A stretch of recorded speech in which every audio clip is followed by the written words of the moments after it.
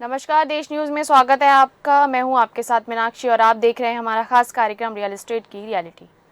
आज हम कार्यक्रम में बात करेंगे कि देवभूमि उत्तराखंड में लगातार अपराध बढ़ता जा रहा है, जो कि अब रुकने का नाम नहीं ले रहा है। जहां पर एक ओर सरकारें कानून व्यवस्था को ठीक करने की बात करती हैं, वहीं दूसरी ओर प्रशासन आराम से चैन की नींद सोता रहता है।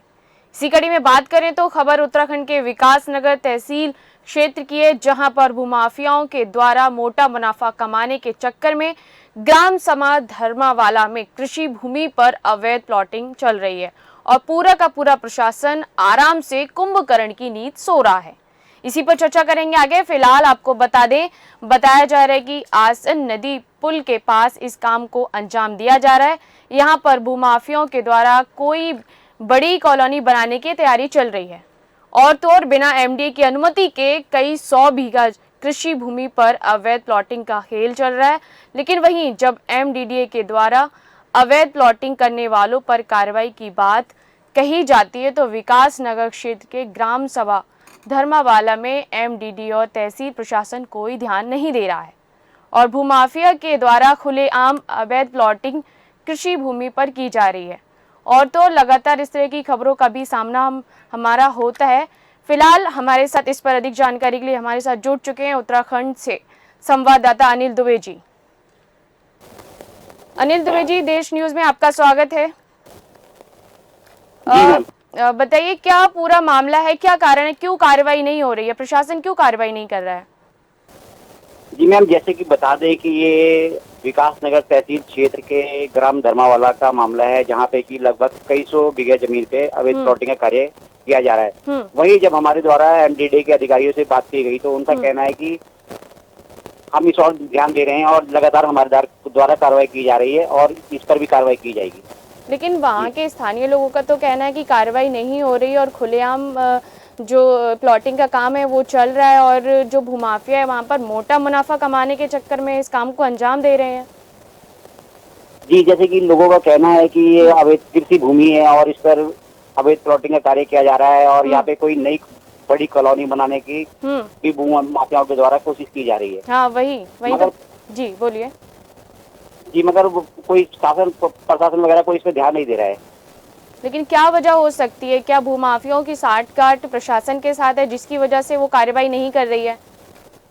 कौन भूमाफियाओं को संरक्षण दे रहा है? जी, भूमाफियाओं को प्रशासन के द्वारा ही संरक्षण मिल रही है, जिससे कि वो खुलेआम ये इस कार्य को अंजाम दे रहे हैं। जी, लेकिन जहां सरकारें कानून व्यवस्था को ठीक करने के लिए प्रशासन इनके ऊपर भार को डालते हैं, लेकिन प्रशासन लगातार इस तरीके की ढिलाई बरतता है, तो फिर कानून व्यवस्था कैसे ठीक होगी? कैसे भूमाफियाओं को कंट्रोल किया जाएगा और कैसे व्यवस्था को ठीक किया जाएगा?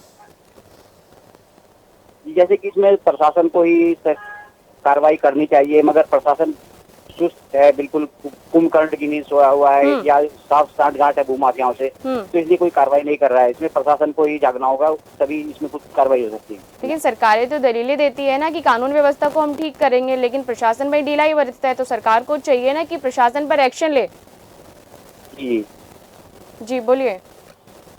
हाँ जी, तो इसमें मैम प्रशासन कोई संज्ञान ही नहीं ले रहा है, कोई इसमें हमारे द्वारा बात करने की कोशिश भी की जा रही है कई अधिकारियों से, मगर वो कोई बोलने को तैयार ही नहीं।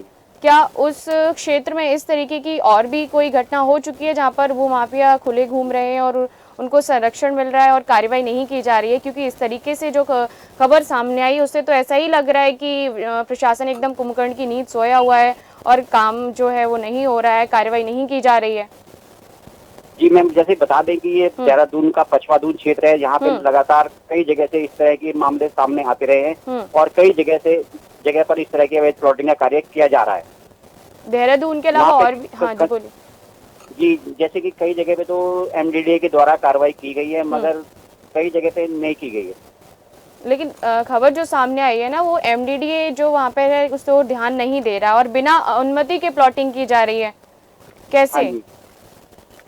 जी, बिना अनुमति के प्लॉटिंग की जा रही है भूमाफियाओं के द्वारा, कुछ इनकी मिलीभगत के साथ चलते हो रहा है। कुछ जगह पे तो कार्रवाई की गई है, जहाँ पे शिकायत इनकी की गई है एमडीडीए के पास, तो वहाँ पे तो उन्होंने कार्रवाई की। यहाँ की भी शिकायत की गई, मगर यहाँ पे अभी तक कोई कार्रवाई नहीं हुई। तो ये सिलसिला कब से जारी है, कब से किया जा रहा है ये काम? जी, लगभग ये 3-4 महीने हो गए मैम जब से ये कार्य चल रहा है। जी, तो अभी तक किसी ने वहाँ पर आके बात किए जाए कि भौतिकी तौर से किसी ने मतलब नहीं किया है, वहाँ पर निरीक्षण नहीं किया गया है? नहीं मैम, इसमें अभी तक कोई निरीक्षण नहीं किया गया है। एमडीडीए के द्वारा भी अभी तक कोई निरीक्षण नहीं किया गया है। ठीक है, हमारे साथ या कोई भी तहसील प्रशासन का कोई भी अधिकारी कर्मचारी कोई नहीं पहुंचा है वहाँ पे। जी, तो अभी तक इस खबर को मतलब किसी कहीं और संज्ञान में नहीं लिया गया है?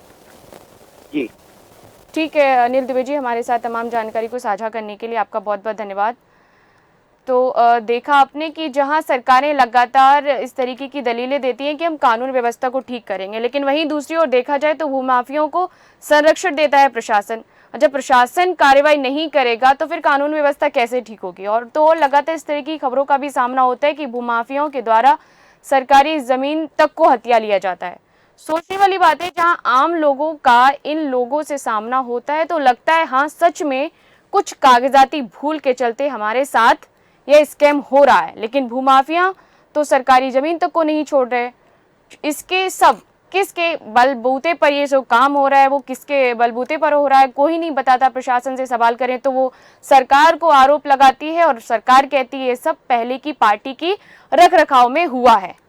तो मामला जो है वो पार्टी और पहले की पार्टी और दूसरे की पार्टी के ऊपर डाल देकर उसको रफा दफा कर दिया जाता है, और जो गलत काम हो रहे हैं वो गलत होता ही रहता है लगातार।